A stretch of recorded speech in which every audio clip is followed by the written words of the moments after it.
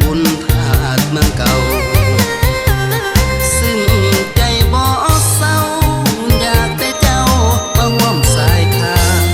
ขอความรักการุณาส่งหอยยิ้มจากดวงใจที่ท่ามาลัยน้องขายแตงโมแล้วมันเผาอ้ายนี่เค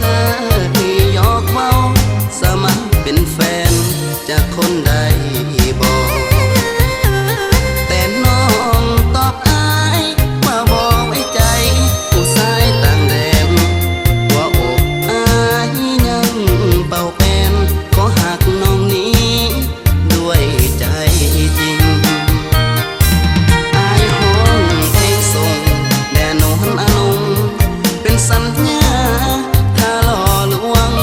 แก้วตาฟ้าบันดาลนั้นลงโทษทันไว้พอสิโคตรสวยเป็นสักขีพยานมันขอความรักอย่าหวงกันจะต้อง